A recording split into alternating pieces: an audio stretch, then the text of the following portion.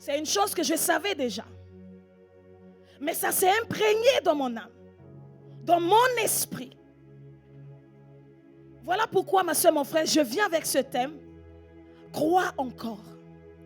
J'ai réalisé quelque chose de très important. N'est-ce pas que notre salut est basé sur le fait de croire? Jésus va dire, celui qui croira sera sauvé. Ça veut dire que ton salut est basé sur le fait de croire.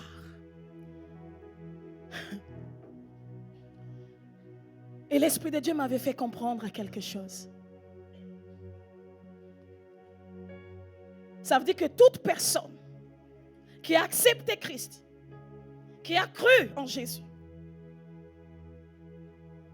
tu es obligé de passer dans ce que je vais t'exposer ce matin. Voilà pourquoi, ma soeur, mon frère, écoute bien. Comme je disais vendredi, aujourd'hui c'est le premier dimanche du mois. C'est très important d'avoir ce discernement comme les fils d'Isaacar. La Bible nous dit que les fils d'Isaacar, ils avaient le discernement sur la saison dans laquelle où ils étaient. Ils savaient discerner que non, il y a un jour où je ne dois pas manquer tel rendez-vous. Parce que c'est le rendez-vous de ma vie. Ils avaient un parfum différent dans la manière de discerner le temps.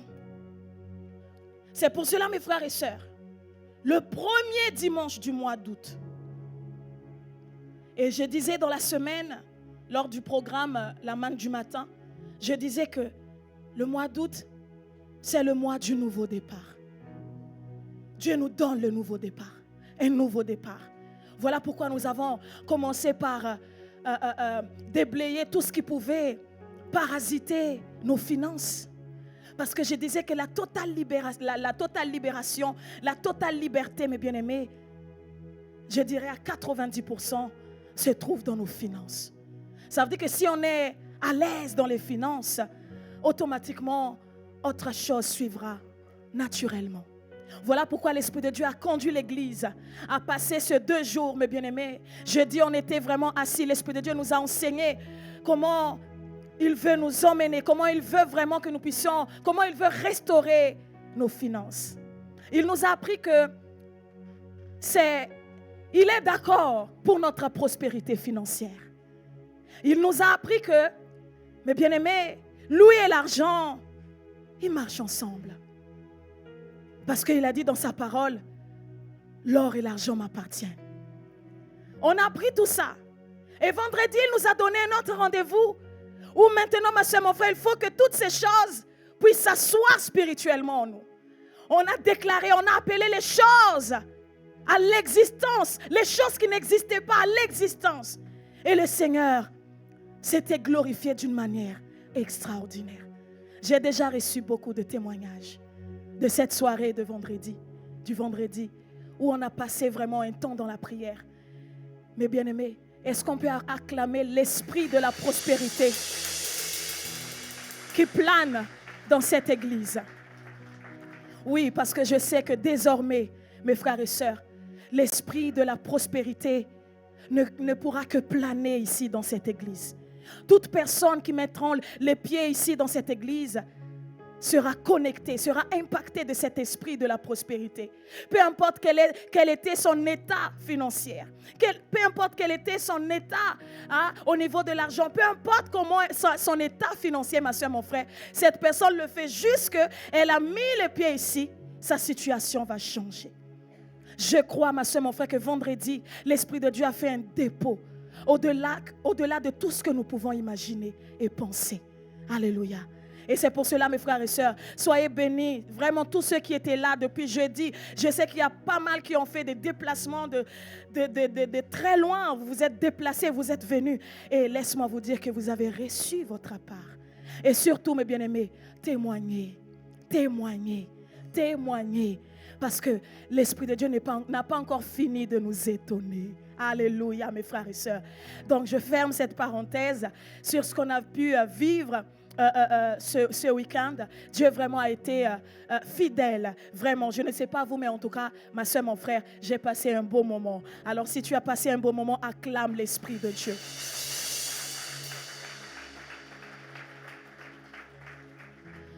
Alors je reviens maintenant dans mon message. Crois encore. Je disais tout à l'heure que l'Esprit de Dieu m'a permis de comprendre quelque chose sur le fait de croire. Ma soeur, mon frère, pourquoi ta vie intéresse tellement Satan? Pourquoi tu es tellement... Ah, ma soeur, mon frère, pour Satan, tu es la personne à abattre, quoi. Pourquoi ta vie, ma soeur, mon frère, est si importante pour Satan? Pourquoi tout ce qui te concerne, il faut qu'il soit à l'affût de tout ce qui se passe dans ta vie? Je vais te donner une bonne fois pour toutes, ma soeur, mon frère, une réponse pour que tu puisses vraiment être dans n'importe quelle situation qui va se passer dans ta vie, que tu puisses avoir cette assurance en toi. Tu sais pourquoi, ma soeur, mon frère? Tout simplement à cause de ça, le fait de croire. Parce que tu as cru. Tu as cru. N'est-ce pas, mes frères et sœurs, si vous pouvez confirmer ce que je vais dire, n'est-ce pas que dans tout ce que nous faisons en tant que croyants, nous devons croire en tout ce que nous faisons. Matin, midi et soir, nous devons nous positionner à chaque fois pour croire. Et combien de fois, ma soeur, mon frère, même quand tu veux croire, il y a toujours l'esprit de doute qui vient. Pourquoi, ma soeur, mon frère? C'est ta foi qui gêne. C'est ta foi qui dérange. C'est ça qui dérange l'ennemi. Alors il va tout faire, ma soeur, mon frère, pour que tu puisses te décrocher, pour que tu puisses te déconnecter de cette foi, pour que tu puisses te déconnecter de ce que Jésus a dit. Celui qui croira. Mais bien aimé, tout est basé dans ce verset. Ton salut se trouve dans ce verset. Juste le croire. Tu imagines, ma soeur, mon frère, ça veut dire qu'une fois que tu dis, moi, à partir d'aujourd'hui, je m'engage à croire toute ma vie en Seigneur Jésus-Christ. Ça veut dire qu'à partir de là, ma soeur, mon frère, c'est comme si tu as déclenché une guerre. Ça veut dire que tu as activé ta foi. Et c'est cette foi-là, ma soeur, mon frère, en fait, ce n'est pas toi le truc. Ce n'est pas vraiment toi. Mais le truc, c'est que c'est ta foi qui dérange. Et c'est pour cela, ma soeur, mon frère, tu es devenu la personne à abattre. Mais ce matin, ma soeur, mon frère, l'Esprit de Dieu veut nous apprendre comment garder cette foi. Comment toujours croire, même quand tout va mal. Comment toujours garder cette foi, même quand il y a une tempête qui se lève. Même quand il y a un cyclone qui s'abat sur ta vie. Comment toujours croire? Il va nous apprendre ce matin. Comment tu dois te positionner? Comment tu dois rester ferme, ma soeur, mon frère? Je sais que souvent il y a des croyants qui disent c'est difficile, c'est pas évident. Mais bien aimé, vous savez quoi? Je vous comprends. Je vous comprends. Mais moi, une fois que j'ai compris le message que je vais vous relâcher ce matin, il n'y a plus de questions qui se posent en moi. Tout était devenu clair. Tout ce que je pouvais traverser. Je ne demande plus, Seigneur, pourquoi ça? Non. Il y a beaucoup de questions que je ne me posais plus. Je ne me pose plus. Parce que l'Esprit de Dieu m'a appris comment garder cette foi dans les tempêtes de la vie, dans le cyclone de la vie. Comment garder cette foi? Dans n'importe quelle situation, comment garder cette foi? Et c'est cet enseignement que l'Esprit de Dieu veut te délivrer ce matin. Pour que tu puisses devenir, ma soeur, mon frère, cet homme en Christ, cette femme en Christ, inébranlable. Je t'assure, ma soeur, mon frère, c'est possible de rester ferme dans la tempête. C'est possible de rester ferme dans le cyclone. C'est possible de rester ferme dans les tourbillons de la vie. C'est possible. Mais pour ce faire, tu as besoin d'entendre ce message. Tu as besoin d'entendre ce message. Comment tenir? Comment restez toujours dans cette position de croire. Parce que des fois, le doute vient. J'aimerais d'abord que nous puissions voir la définition de la foi. Hébreux 11, verset 1.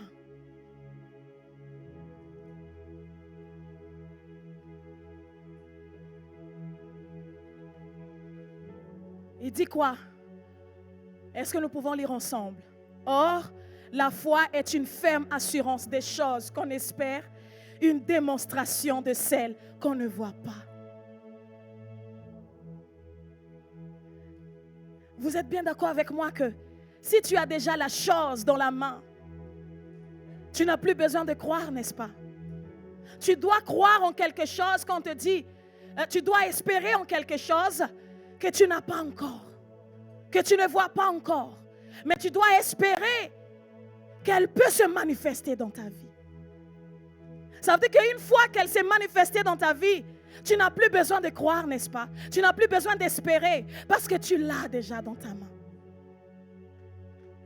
Je viens ce matin m'adresser à toutes ces personnes qui sont sur le point d'abandonner. Parce que vous traversez un moment difficile. Tu te dis non, c'est trop dur. J'abandonne. Et je viens aussi ce matin, je m'adresse aussi à toutes ces personnes qui ont déjà abandonné. Ça veut dire qu'eux, ils ont déjà jeté l'éponge. En disant non, moi, c'est fini. Parce que tu ne sais pas comment te positionner dans la tempête. Parce que tu ne sais pas comment garder cette position de croire tout le temps. Même quand tu ne vois pas la chose. Or, la foi est une ferme assurance des choses qu'on espère. Une démonstration de celles qu'on ne voit pas. Tu ne vois pas la chose, mais Dieu t'a promis qu'il le fera. Tu ne vois pas encore la chose. Dieu ne t'a pas donné un délai quelconque. Mais tout ce que Dieu t'a dit, aie confiance en moi. Je le ferai. Certainement. Voilà pourquoi j'aime beaucoup appeler ce Dieu le Dieu du certainement. Parce que quand il dit quelque chose, il accomplit toujours. Et j'aimerais, mes bien-aimés, lire la parole dans Jérémie chapitre 29, verset 11. Jérémie 29, 11. Car je connais le projet que j'ai formé sur vous, dit l'Éternel. Projet de paix et non de malheur, afin de vous donner un avenir et de l'espérance. Vous savez, ce verset a été, on le connaît tous. Tout le monde connaît ce verset par cœur. Mais vous savez, ce verset est mal interprété par beaucoup de croyants. Quand nous lisons ce verset, on a tendance à comprendre que Dieu, il nous a promis des choses tout de suite. Je vais te donner la voiture, je vais te donner une femme, je vais te donner un mari, je vais te donner les enfants, je vais te donner tout de suite. C'est comme ça qu'on comprend ce verset. Mais analysons ce verset ce matin. Ici, la parole nous dit, car je connais les projets que j'ai formés sur vous, dit l'Éternel. Projet de paix et non de malheur, afin de vous donner un avenir et de l'espérance. Ici, quand Dieu parle, quand je lis ce verset, c'est un petit peu vague. Parce qu'il ne dit pas vraiment c'est quoi vraiment. Mais tout ce qu'il dit, derrière tout ce que je vais déposer dans votre vie, il y aura la paix. Il n'y aura pas le malheur. Il ne va pas dire quoi, ni où je veux faire ces choses-là. Mais il va dire, j'ai un projet. Écoutez, vous savez très bien, mes bien-aimés, entre le projet et sa matérialisation, il y a un laps de temps. Vous êtes bien d'accord avec moi, mes frères et sœurs? Ou bien quelqu'un parmi nous ici, tu t'es levé un matin, tu as dit, tiens, j'ai un projet de faire ça et ça. Et à la seconde qui suit, tu as déjà commencé, tu as déjà acheté bâtiment, tu as dit, voilà, j'ai un projet d'ouvrir mon entreprise. Et à la seconde qui suit, tout de suite, tu es déjà dans tu pars déjà acheter tout. J'ai jamais vu quelqu'un qui procède ainsi. Peut-être c'est quelqu'un qui est insensé. Mais quelqu'un de sensé va d'abord réfléchir se poser. Par où il va commencer? Comment il va procéder? Ça veut dire il y a des processus. Ça veut dire de projet jusqu'à sa matérialisation. Et donc Dieu c'est pareil, ma soeur, mon frère. Donc ici Dieu nous dit, écoutez, j'ai un projet pour vous. J'ai un projet pour vous. Ce qui est sûr, c'est que j'ai un projet pour ta vie. Mais de ce projet jusqu'à sa matérialisation, il y a des processus qui vont se faire. Et c'est là où, ma soeur, mon frère, tout se joue. Et le lien, ma soeur, mon frère, entre ce projet et sa matérialisation, c'est toi. Donc ça veut dire que si tu ne vois pas le projet de Dieu s'accomplir dans ta vie, ce n'est pas la faute de Dieu. Non, parce que tu es la première personne concernée. Ça veut dire que tu es le lien qui tient toutes choses.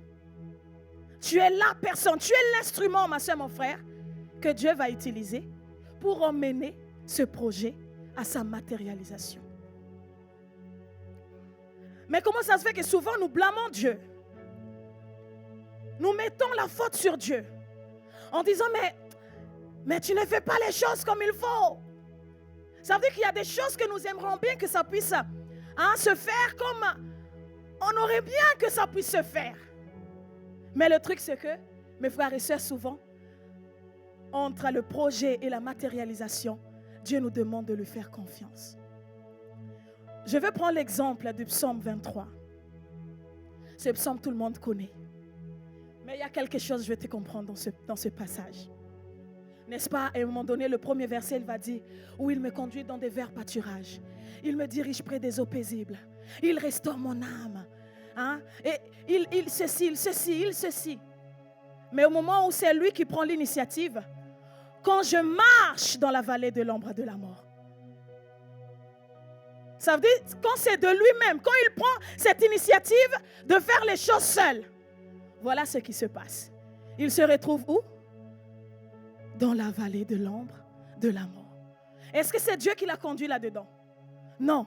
Il a dit, quand je marche, comme moi je marche. Mais quand Dieu me conduit, qu'est-ce qui se passe? Il me conduit dans des verts pâturages. Il me dirige près des eaux paisibles. Il restaure mon âme. Il me conduit dans les sentiers de la justice à cause de son nom. Continue. Quand je marche dans la vallée de l'ombre de la mort, heureusement, ma soeur, mon frère, même là-bas, il sera avec toi. Je ne crains aucun mal, car tu es avec moi. Ta houlette et ton bâton me rassurent. Verset 5. Tu dresses devant moi une table en face de mes adversaires. Tu induis ma tête et ma coupe déborde. Oui, le bonheur et la grâce m'accompagneront tous les jours de ma vie. Et j'habiterai dans la maison de l'Éternel jusqu'à la fin de mes jours. Aussi longtemps, ma soeur, mon frère, il te conduira. Aussi longtemps, ma soeur, mon frère, tu mets ta confiance en lui.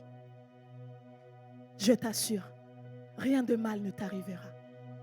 Rien de mal ne t'arrivera. Rien de mal ne t'arrivera.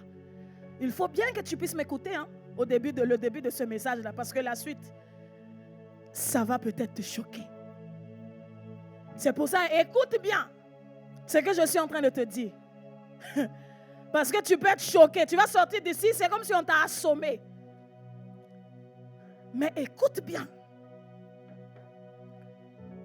Alors il dit, comme moi je marche, comme moi-même je décide en disant, je ne mets pas Dieu dans mes projets. Je ne mets pas ceci ou cela. Dieu, je n'ai pas besoin de toi. De moi-même, je peux le faire. À ce moment-là, tu te trouves où? Dans la vallée de la mort, de l'ombre de la mort. Mais même dans cet endroit-là, quand tu cries à Dieu, la première chose qu'il va faire, il va venir à ton secours. Il va te dire, tiens, prends ma main.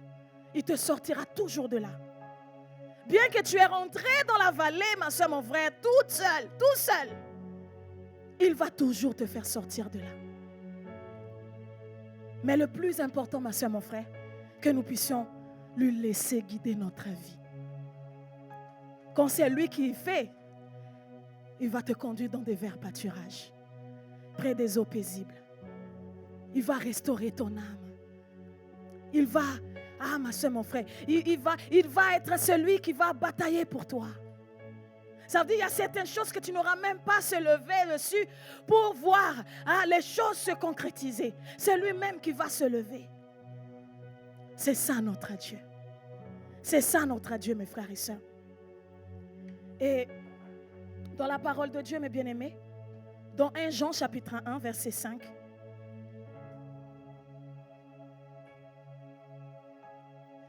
Jean chapitre 1, verset 5. La nouvelle que nous avons apprise de lui et que nous vous annonçons, c'est que Dieu est et qu'il n'y a point en lui de... Que Dieu est lumière et qu'il n'y a point en lui de... Dieu est lumière et qu'il n'y a point en lui de ténèbres.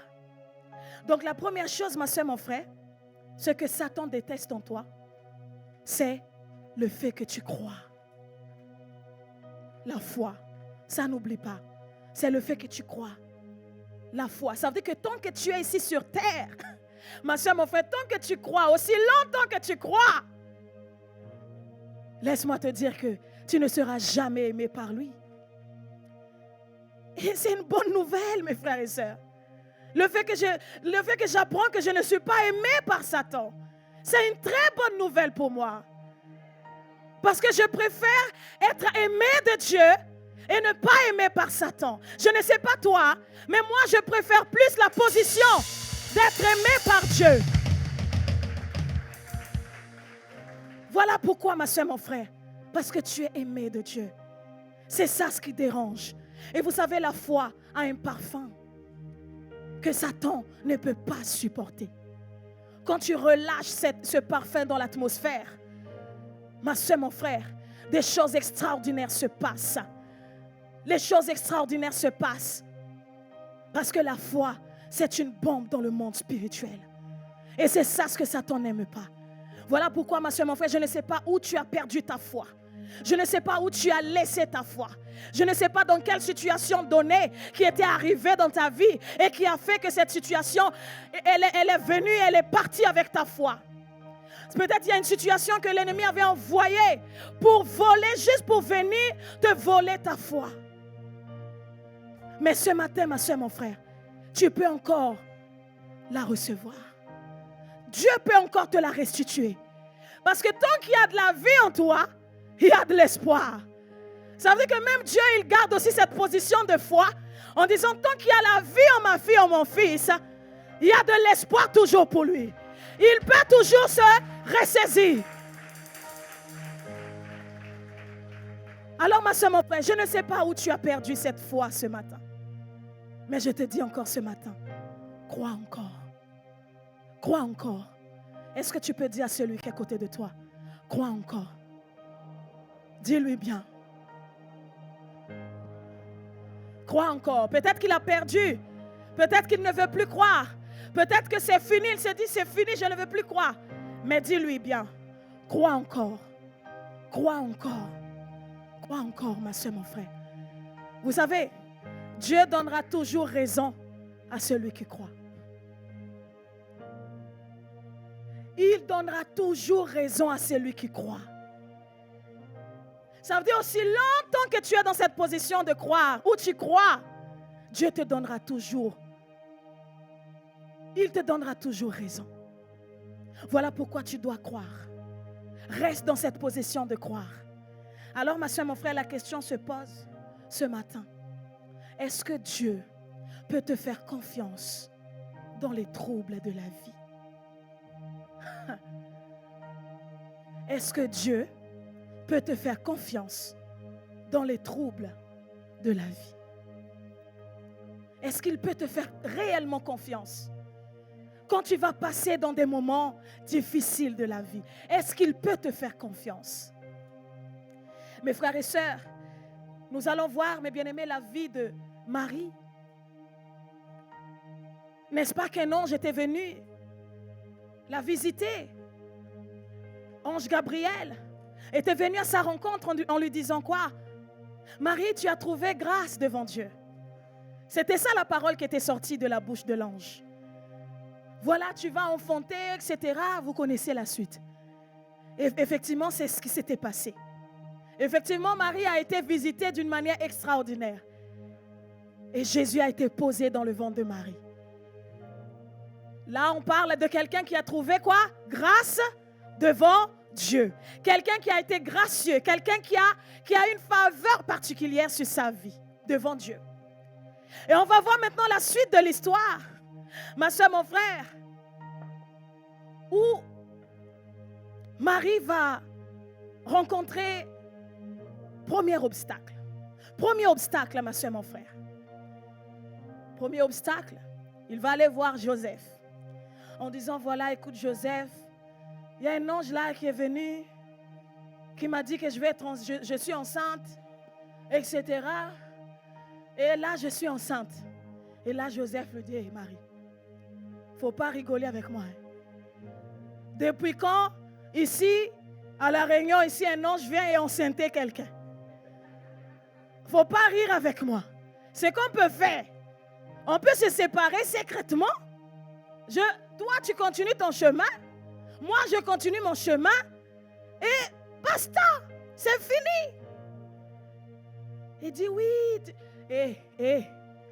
Faut pas blaguer avec moi. Hein? Faut pas blaguer avec moi. Et là, le jour même, l'ange était venu visiter Joseph. Et Joseph a été touché et il a cru.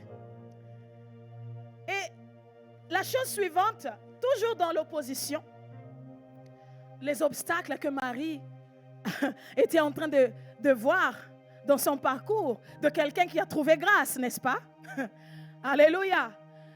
Et là, ma soeur, mon frère, c'est le regard maintenant des gens. Le regard des gens autour, de la société.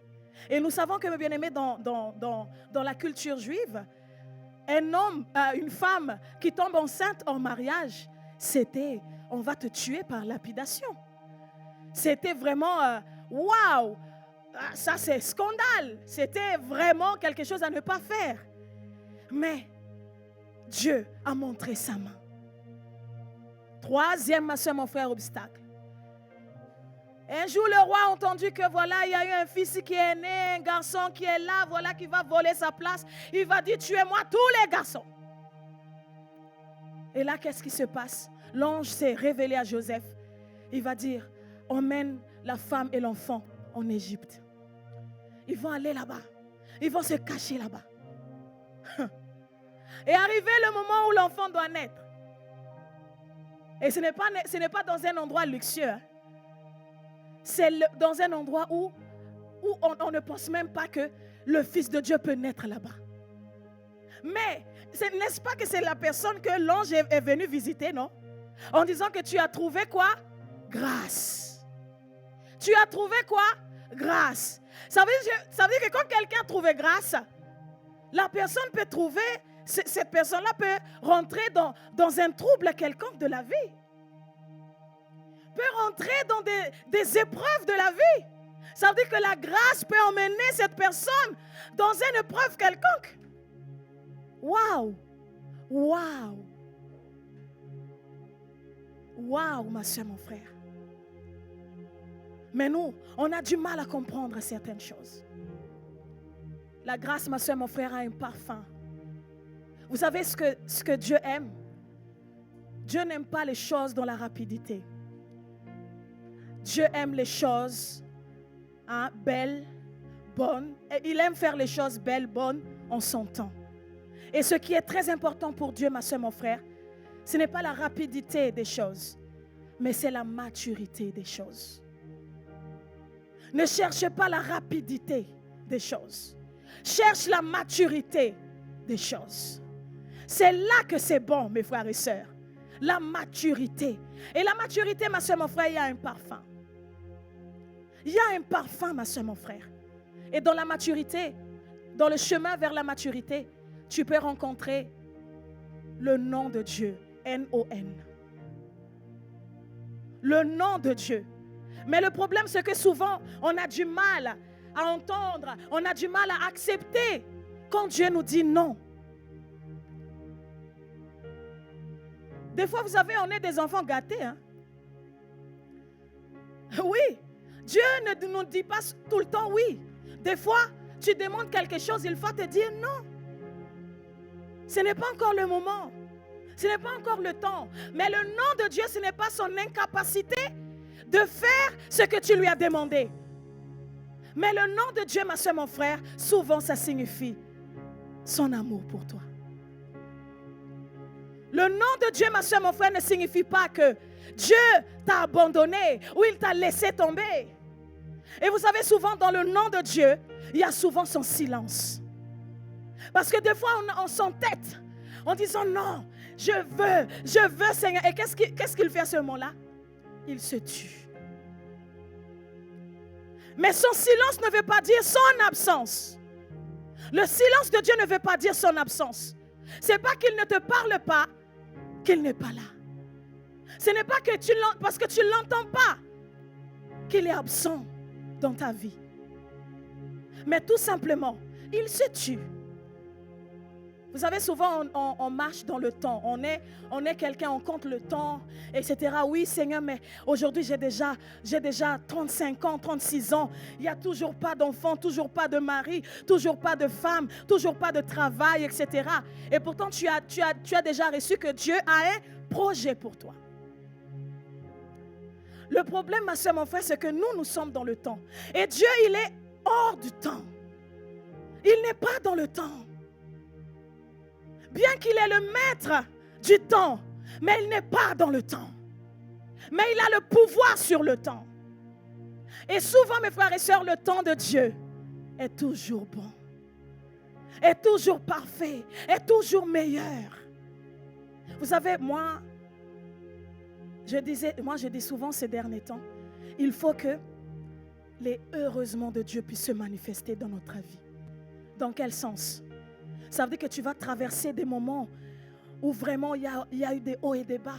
Mais à un moment donné de ta vie, tu t'assois et tu dis, Seigneur, heureusement que tu m'avais fait passer dans ces moments-là. Heureusement, Seigneur, parce que sinon je ne serais pas là où je suis. C'est pour cela, mes bien-aimés, je dis que le heureusement de Dieu puisse se manifester dans notre vie. Il arrivera un temps, ma soeur, mon frère, où tu t'assois. Tu regardes comme ça dans ta maison, tu regardes tes enfants, tu regardes tout ce qui est autour de toi et tu fermeras les yeux, tu diras, Seigneur, heureusement que tu m'as fait passer par toutes ces choses. Parce que sinon, je ne pouvais pas être cette personne que je suis aujourd'hui. Et pour cela, je te rends grâce. Je te rends grâce, Seigneur. Tu diras, Seigneur, heureusement que telle situation était arrivée. Parce que sinon, cette personne qui était à côté de moi, je pensais la connaître. Mais il fallait que cette situation puisse arriver pour que tu puisses me révéler son cœur. Seigneur, ça veut dire que si tu m'avais pas fait traverser ce moment-là, cette personne-là pouvait me tuer tranquillement, sans que je ne puisse être au courant de ce qui était en train de se faire dans le secret derrière mon dos. Mais tu m'as fait passer par ce moment-là pour faire du tri dans ma vie. Alors je dis, Seigneur, heureusement que cette situation-là était passée. Peut-être que sur le coup, tu ne comprendras pas pourquoi Dieu te fait passer par là. Peut-être que sur le coup, il y aura les questionnements. Oui, Seigneur, pourquoi toutes les personnes qui passent dans ma vie disparaissent toujours? Pourquoi tout le temps tu éloignes des personnes que j'aime autour de moi toujours? C'est quoi ça? Quand Dieu t'entend, il rit. Il dit, toi, quelle naïve. Si seulement tu savais ce qui se fait derrière ton dos. Mais ce n'est pas grave. Continue à parler. Continue. Je continue à faire mon travail dans ta vie. Et tu diras, Seigneur, heureusement. Voilà les heureusement de Dieu, ma soeur, mon frère, se manifestent dans notre vie. Je le proclame et déclare. Ma soeur, mon frère, tu vivras les heureusement de Dieu dans ta vie. Au nom de Jésus. Je suis en train de parler à cette personne qui a traversé un moment difficile. Vous savez, mes frères et sœurs, quand j'étais passée dans ce moment-là, où j'étais malade, atteinte d'un cancer rarissime, je ne comprenais pas forcément pourquoi j'étais passée par là.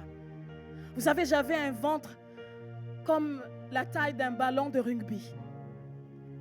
Énorme. Comme le ventre d'une femme enceinte de 7 mois. Et on m'avait diagnostiqué d'un cancer rarissime, tumeur rarissime. Ça veut dire que même le médecin ne pouvait même pas faire quoi que ce soit. Mais ils ont essayé.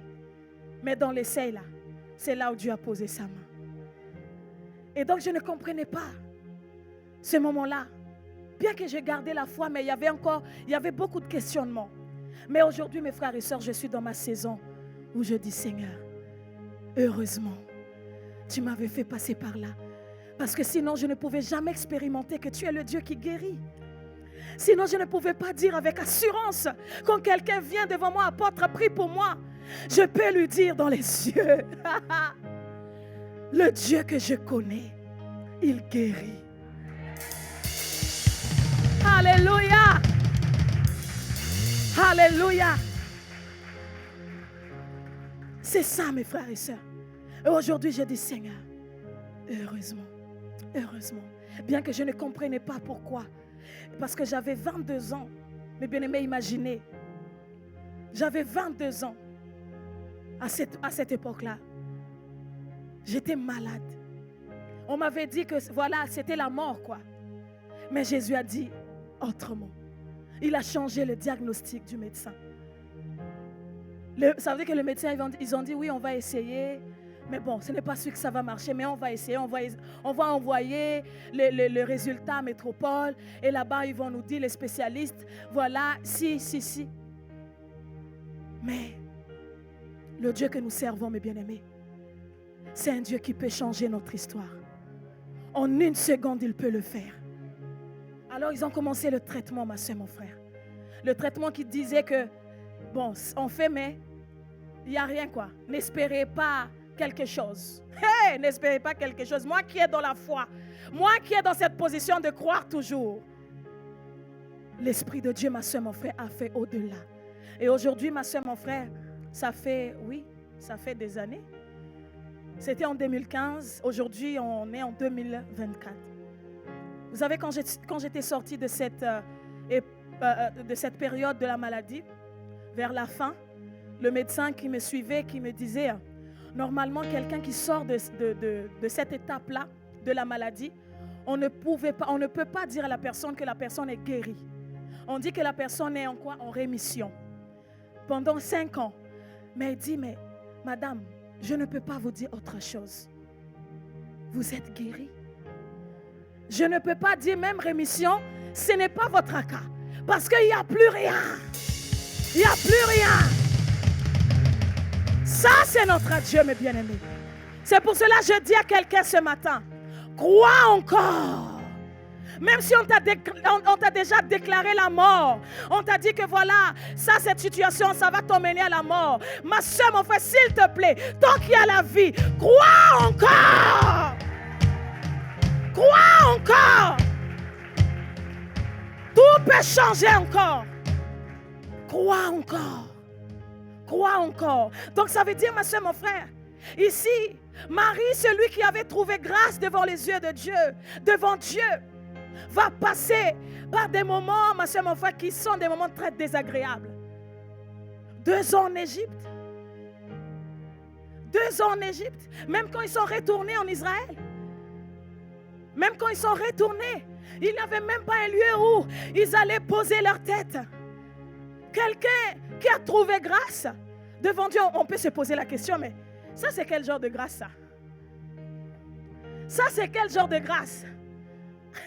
Ça c'est quel genre de grâce qui vient et qui nous emmène dans des problèmes? Vous savez, laisse-moi vous dire, mes bien-aimés, tous nos aînés dans la foi,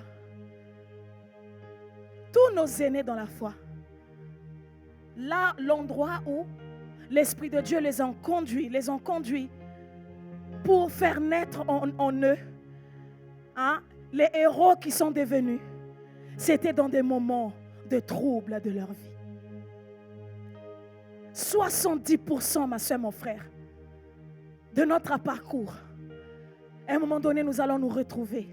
si tu aspires, ma soeur, mon frère, à cette maturité, si tu aspires que Dieu puisse t'emmener là où il veut t'emmener, si tu veux réellement, tu dois accepter. Mais bien aimé, vous êtes bien d'accord avec moi que une plante, elle doit rester dans la lumière, mais elle doit aussi pousser dans le noir. N'est-ce pas, mes frères et sœurs? Hein, vous êtes bien d'accord avec moi? Donc, ça veut dire que les plantes, si tu veux qu'elles puissent pousser, il faut que tu puisses la placer là où il y a la lumière et là aussi, là où il y a le noir. Tout ça, c'est dans le domaine où ça va la faire pousser comme il faut. Ça veut dire que la plante a besoin de lumière et le noir. Alléluia. Lumière et le noir. Et moi, je connais, mes bien-aimés, des leaders que Dieu, ma soeur, mon frère, a levés dans la parole de Dieu. Ils sont passés par des moments de noir, de troubles de leur vie. Et c'est dans ce moment-là que Dieu, ma soeur, mon frère, les ont forgés. Je prends, ma soeur, mon frère, l'exemple de Joseph. Celui que, ma soeur, mon frère, on a jeté dans un puits. Laisse-moi te dire qu'à un moment donné, Dieu va te placer dans un puits quelconque de la vie. Dans un puits, c'est noir. Imagine Joseph, un jeune homme de combien? De 17 ans. Séparé de ses parents, séparé de ses pères, de son repère. Parce qu'à ce moment-là, Joseph était celui que son papa aimait le plus. C'était le chouchou de son père. Mais dans le processus, ma soeur, mon frère, vers un succès quelconque, il fallait que Joseph puisse passer par le temps de ténèbres, de noir. 17 ans. Joseph, il avait, voilà son papa qui était son repère. Mais la première chose que Dieu va faire, c'est de lui séparer de ses repères pour qu'il puisse s'abandonner complètement à Dieu.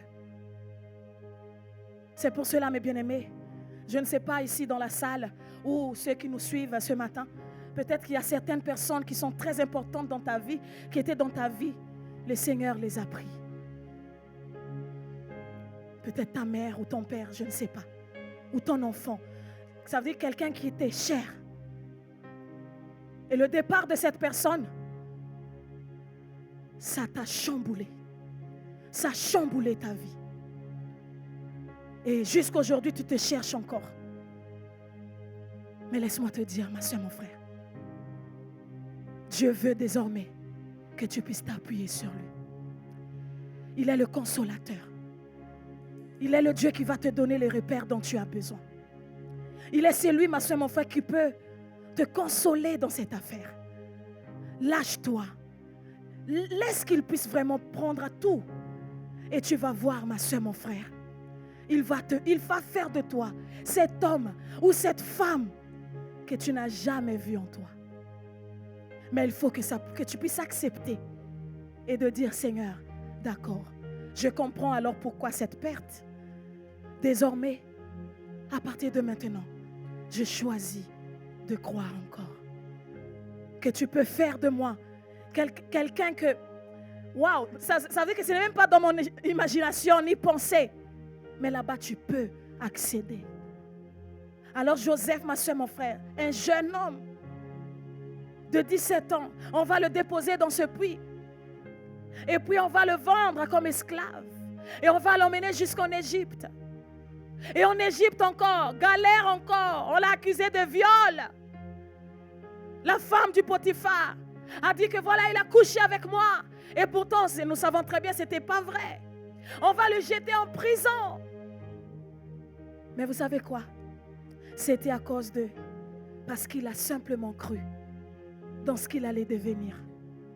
Il avait reçu un rêve. Il avait reçu un rêve de Dieu. Une vision qui venait de la part de Dieu. De qui il sera. Et à partir de là, la vie de Joseph a basculé. Mais tout ça dans l'objectif, ma soeur, mon frère, de l'emmener quelque part. Alors Joseph se retrouve dans cette prison. Il était devenu celui qui interprète les rêves, les visions. Mais ce que Joseph ne savait pas à ce moment-là, c'est que pendant qu'il était en train d'interpréter les rêves des autres, la vision des autres, il était en train d'interpréter sa propre vision. Alors, à un moment donné, ma soeur, mon frère, c'était arrivé le moment de son élévation. Une vision, ma soeur, mon frère, a tout basculé. Et il était devenu le premier ministre de l'Égypte. Ça veut dire de l'esclave, ça veut dire de prisonnier au premier ministre. C'est pour cela, ma soeur, mon frère, il n'y a pas une situation que tu peux dire non, ça Dieu ne peut pas faire. Mais nous, les enfants de Dieu, des fois, c'est vrai. Quand nous voyons des situations, on a tendance à dire, ah ben, ça Dieu peut faire. Mais ça, j'ai l'impression comme si Dieu ne peut pas faire. Ça veut dire que toi-même, tu tries ce que Dieu peut faire et ce que Dieu ne peut pas faire. S'il te plaît, ma soeur, mon frère, ne trie plus. Parce que tout est possible en celui qui croit. Tout est possible en celui qui croit. Alors, aussi longtemps que tu crois au projet de Dieu qu'il y a sur ta vie, ça va se faire. Ça va se faire. C'est pour cela, ma soeur, mon frère, je te redis encore, crois encore. Crois encore. Crois encore. Bien que des fois, comme je disais tout à l'heure, les tempêtes se lèvent, s'abattent sur ta foi, se tombent sur toi, juste pour que tu puisses dire j'en ai assez, je ne vais plus croire, c'est fini. En fait, vous savez, l'ennemi c'est ça. Il n'a pas le pouvoir, en fait, de venir, de déraciner ta foi. Il n'a pas le pouvoir. Mais ce qu'il peut faire, c'est de te pousser, ma soeur, mon frère, à chaque fois de murmurer en disant voilà, j'en ai assez, etc. Pour que, ça veut dire c'est de toi-même que ça vient. Parce que toi, tu as le pouvoir, par contre, de déraciner ta foi. Ça veut dire comment ça se passe à ce moment-là? Toutes les fois où tu commences à murmurer, toutes les fois où tu commences à crier, toutes les fois où tu commences en train de dire oui, pourquoi ceci, cela, ou ça, tu es en train de blâmer Dieu. Tu sais ce que tu fais en ce moment-là? Tu es en train de prendre, ma soeur, mon frère, je ne sais pas comment je peux appeler ça, une hache. Tu es en train de couper ta racine. Tu es en train de couper ta racine. Toutes les fois où tu es en train de dire, oui, je suis fatigué, j'en ai marre, ceci ou cela. Pendant que tu es en train de dire ça, tu es en train de prendre une hache. Spirituellement, tu es en train de couper ta racine. Tu coupes ta racine. Tu coupes ta racine. Et à un moment donné, ce genre de personnes-là, vous allez voir que ils vont devenir des personnes froides. Vous voyez quand la parole nous dit dans Apocalypse, ne soyez pas tièdes, juste entre le milieu. Soit tu es chaud, soit tu es froid. Mais il y a des personnes, ma soeur, mon frère, ils sont arrivés à cette dimension de froideur. Pourquoi? À cause de leur comportement eux-mêmes. Parce que, comme je viens de vous dire, Satan ne peut pas venir et te déraciner ta foi. Mais par contre, tu es la personne, comme je disais tout à l'heure, tu es la personne concernée par le projet de Dieu. Toi, par contre, tu peux venir et enlever la racine de ta foi. C'est pour cela qu'il va te pousser à bout. C'est pour ça, des fois, dans des situations, c'est comme si tu as envie de crier, tu as envie de parler tout et n'importe quoi. Et c'est pour cela que je vous disais l'autre fois, mets toujours le mais quelque part. Le mais, c'est votre bouée de sauvetage. Quand tu dis, oui, Seigneur, je suis fatigué, mais je n'abandonne pas. Oh Seigneur, j'en ai marre, mais tu es fidèle. Le mais, ne faut pas le laisser trop loin. Qu'il soit quelque part à côté de toi. Parce que c'est ton bouée de sauvetage. Je t'assure, ma soeur, mon frère. Et maintenant, nous prenons l'exemple de Samson. Samson, c'était un homme, ma soeur, mon frère, fort. Samson, c'était un homme vraiment qui a vraiment reçu la faveur de Dieu. L'arrivée de Samson, c'est l'ange carrément qui était venu rencontrer ses parents. Et c'est ainsi que Samson était venu.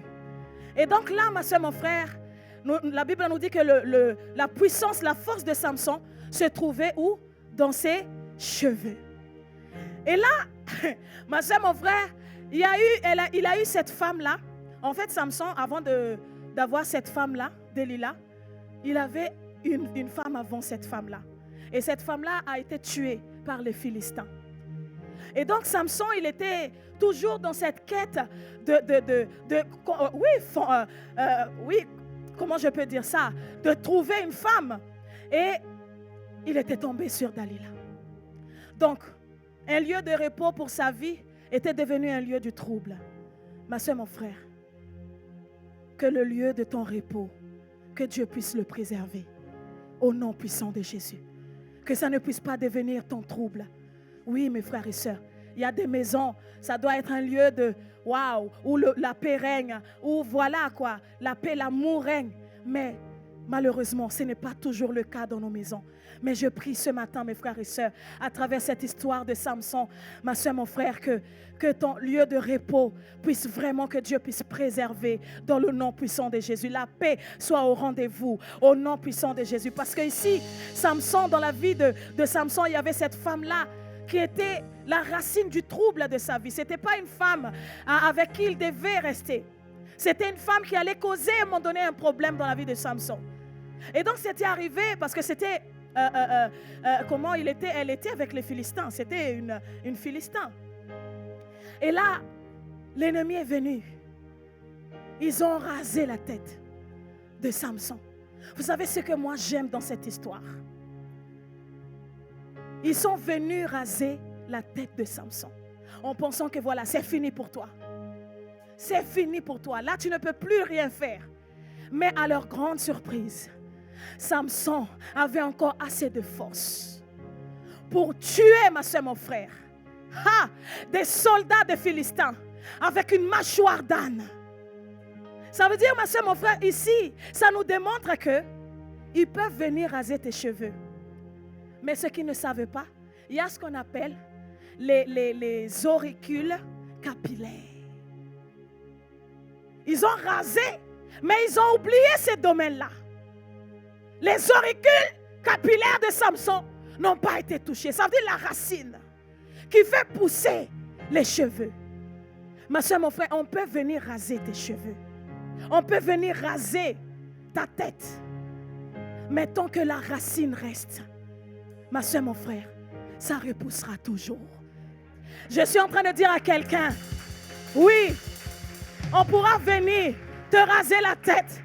Dans la nuit, on est venu prendre ta force, ma soeur, mon frère, en disant, voilà, c'est fini, tu ne peux plus te lever dans la prière comme d'habitude, comme tu faisais avant. Et c'est là, effectivement, tu te sens vraiment que tu te sens affaibli. Mais laisse-moi te dire, on a pris les cheveux, on a pris le don. Mais tant que, ma soeur, mon frère, on n'a pas touché au donateur, cela change tout. Ma soeur, mon frère, on peut te voler les dons, mais ne permets à personne de toucher au donateur. Celui qui te donne les choses, c'est Dieu. Ne permets à aucune situation, ma soeur, mon frère, de te séparer de ton Dieu. C'est pour cela que l'apôtre Paul va dire, qui me séparera de l'amour de mon Dieu? Qui me séparera de l'amour de mon Dieu? C'est pour cela que je dis, Satan, tu peux tout prendre. Tu peux tout prendre dans ma vie. Tu peux bloquer travail, tu peux bloquer mariage, tu peux bloquer enfant, tu peux tout bloquer. Mais il y a une seule chose que Satan ne peut pas bloquer. La porte du ciel.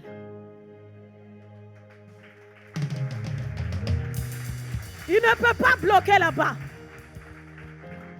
Ça veut dire cet accès que j'ai avec Dieu.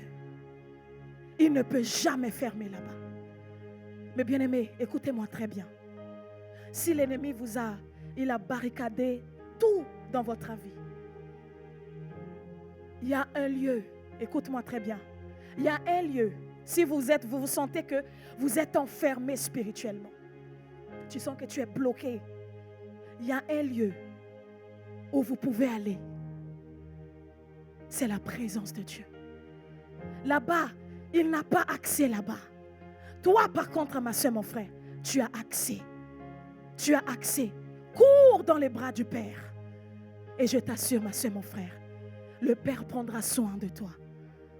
Alors ma soeur, mon frère, qui peut te séparer de l'amour de Dieu? Qui peut te séparer de l'amour de Christ?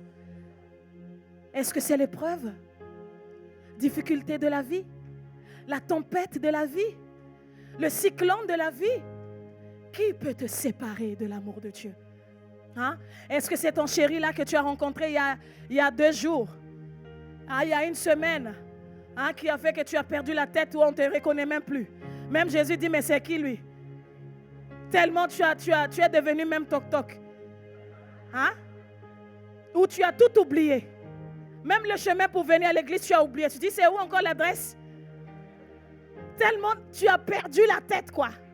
Ma soeur, mon frère, que Dieu vraiment puisse rééquilibrer les choses là, dans la tête là, parce que c'est pas l'amour, ça c'est l'amour bizarre, hein? Jusqu'au point même d'oublier ton premier amour, celui que tu as aimé en premier normalement. Parce que c'est lui que tu as choisi dès le départ. Comment ça se fait que quelqu'un qui arrive du jour au lendemain qui te dit, ne va plus à l'église? Et là, d'accord. Ma soeur, mon frère, d'accord? Comment ça, d'accord? Comment ça, d'accord? Mais bien aimé, que personne ne puisse nous séparer de l'amour de Christ. Que personne, ma soeur, mon frère, te sépare de l'amour de Jésus-Christ. Alors, mes bien-aimés, croyez encore. S'il te plaît, ma soeur, mon frère, n'abandonne pas. Cette situation-là, Jésus peut encore changer. Il peut encore changer les choses au-delà de tout ce que tu peux imaginer. Alors, ma soeur, mon frère, je viens de te dire que ce que l'ennemi n'aime pas, c'est ta foi. Parce que notre vie est basée sur la foi. Nous marchons, en fait, nous marchons sur la foi. Et Satan sait très bien que s'il n'y a plus la foi, nous allons tomber. Il le sait. Et je vais dire à quelqu'un aussi ce matin, ce que je vais te dire, ça va te choquer. Mais dès que Dieu te choisit, c'est comme si aussi Satan te choisit. Oui.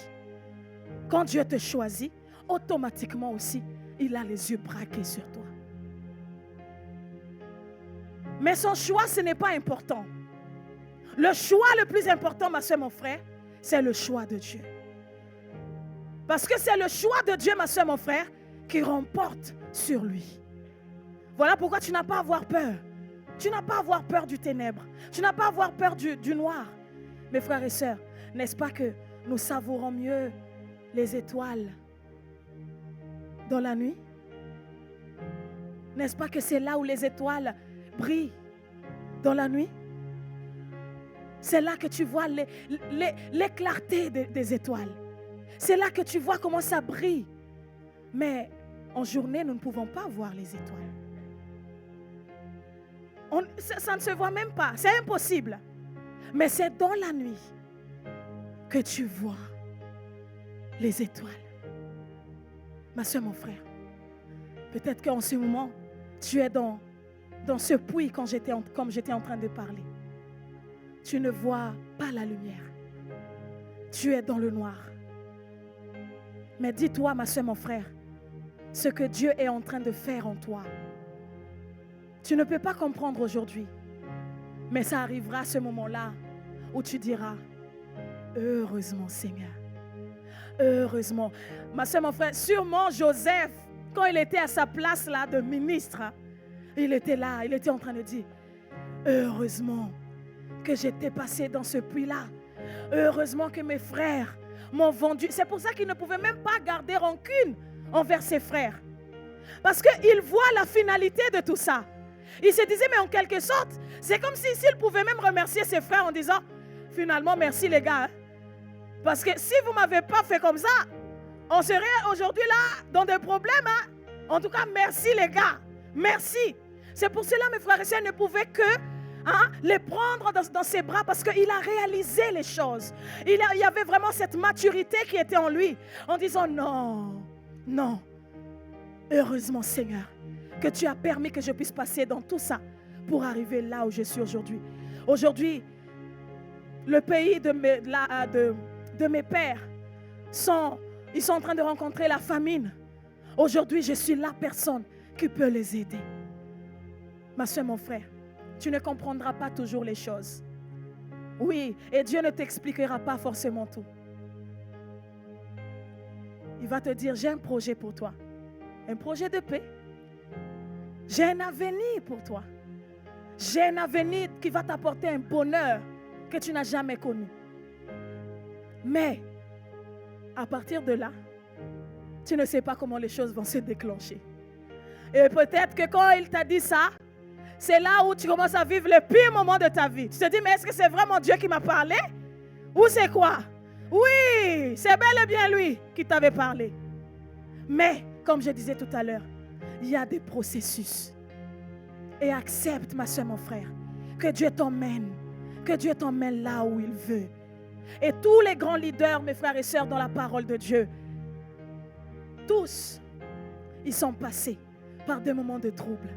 Il n'y a pas un seul, ma soeur, mon frère, il n'y a pas un seul qui était, depuis le début de son histoire, tout allait bien pour lui. Non. Tous, ils ont connu, mes frères et sœurs, des bas. Beaucoup de bas dans la vie avant de connaître le haut. Alors, mes frères et sœurs, le Dieu que nous marchons avec, le Dieu que nous avons choisi, mes frères et sœurs, d'aimer, de croire, c'est le Dieu qui connaît parfaitement notre vie. Il connaît parfaitement ce qui va pour nous, ce qui doit marcher dans notre vie. Alors faisons-lui confiance. Faisons-lui confiance. Et c'est pour cela ce matin, moi je dis, je choisis de croire. Vous savez, croire, c'est un choix. Ce matin, vous êtes tous ici parce que vous avez choisi de croire. Croire, c'est un choix. J'ai choisi de quitter l'islam et j'ai choisi de croire en Jésus-Christ. C'est un changement de camp, ma soeur, mon frère. Et ce matin, ma soeur, mon frère, nous qui sommes en Christ, je vais vous accompagner, mes bien-aimés, dans cette prise de décision en disant, j'ai choisi de croire. À partir d'aujourd'hui, Seigneur, qu'il pleuve, qu'il neige dans ma vie, je continuerai de garder foi en toi. Je continuerai de marcher en confiance, même si je verrai que le contraire de ce que tu m'avais promis. Mais j'ai choisi de croire. Laisse-moi te dire, ma soeur, mon frère, ça ne va pas être facile. Parce que la parole de Dieu ne nous promet pas que notre vie, dès le début, ça va être ouh là là. Hein? Tout est bon. Hein? Mais vous savez, moi, ça ne me dérange pas trop. Parce que je suis quelqu'un, j'aime qu'il puisse avoir des actions dans la vie. Une vie, vous vous rendez compte? Une vie tout le temps, tout est parfait, pas de soucis. Non, je trouve qu'il manque quelque chose. Mais c'est pour ça que moi je vous dis, j'aime cette aventure avec Jésus. J'aime ce challenge-là avec Dieu. Parce que c'est là où je vois sa grandeur. C'est là où j'expérimente sa main puissante. Comme c'est mon frère, quand tu commences à prendre conscience de ça, je t'assure, les épreuves de la vie ne te feront plus peur. Tu ne pleureras plus pour tout et pour rien. Non. Tu diras tout simplement, Seigneur, qu'est-ce que tu veux encore me faire goûter? Qu'est-ce que tu veux encore me montrer? Je suis à ta disposition. Je suis là, Seigneur. Fais ce que tu veux maintenant. Et là, ma soeur, mon frère, il te conduira. Comme David a dit, oui, l'Éternel est mon berger. Je ne manquerai de rien. Oui, il me conduit. Oui, dans des verts pâturages. Il me conduit, oui, il me dirige vers des eaux paisibles. Il restaure mon âme. Il restaure mon âme. C'est ça, mes frères et sœurs. Choisis de croire ce matin. Crois encore, s'il te plaît. Crois encore. Il peut encore le faire. Tant qu'il y a la vie en toi, dis-toi qu'il n'a pas dit son dernier mot. Parce qu'il n'est pas dans le temps. Il est hors de temps. Cette bénédiction peut arriver à tout moment. Ok, même quand tu auras même 45 ans, tu désires cet enfant-là, même quand tu auras 55 ans. Quand Dieu dira, c'est le moment où je vais donner, il va le faire. Tu dis, mais Seigneur, là, je n'avais plus demandé. Hein? Je n'avais plus demandé. Mais il te dit, mais si tu avais dit, mais c'est aujourd'hui. C'est arrivé. Il faut accepter. Et toi, tu dis, oui, mais Seigneur, mais là, ce n'est plus. Ah, ben assume. Tu as demandé, il faut assumer. Il te donne maintenant. Il te donne maintenant. Eh oui, tu as 55 ans, mais porte. T'inquiète pas, je vais t'accompagner dans cette grossesse.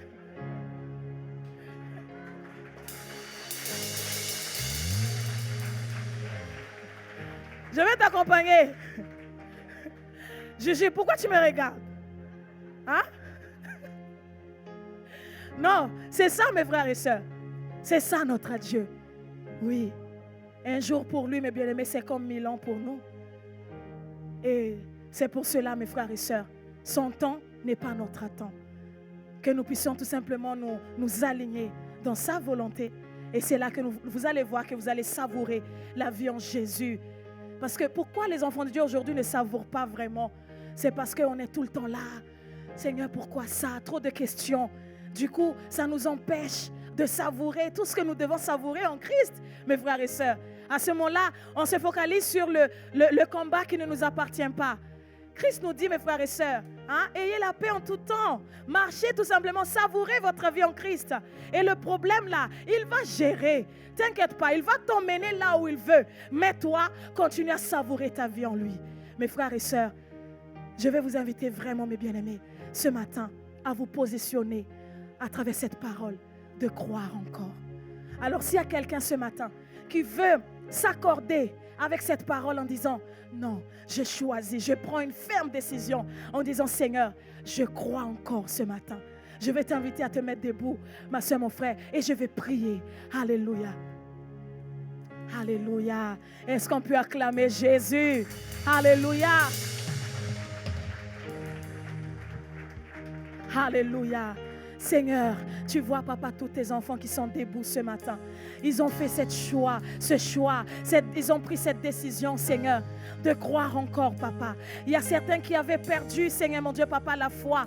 Mais Seigneur, ce matin, Seigneur, tu restitues, papa. Seigneur, tout ce qu'ils ont perdu, Seigneur, mon Dieu, papa, tu restitues dans le nom puissant de Jésus. Seigneur, la foi de ta fille, la foi de ton fils, Seigneur, mon Dieu, papa. Seigneur, retrouve ce matin, Seigneur, à travers cette parole, Seigneur, qui a été relâchée ce matin dans leur vie, au nom puissant de Jésus. Seigneur, ton enfant, Seigneur, s'assoit, Seigneur, mon Dieu, papa, dans sa foi, au nom de Jésus. Il devient, Seigneur, elle devient cette personne inébranlable, intouchable, Seigneur, mon Dieu. Et à partir d'aujourd'hui, Seigneur, ton enfant, Seigneur, croit dans n'importe quelle situation. Accompagne tes enfants, Seigneur, tout au long de la semaine. Que tes enfants, Seigneur, puissent expérimenter cette parole dans le nom puissant de Jésus. Merci, Esprit de Dieu. Gloire et louange te soient rendues, Père. Amen.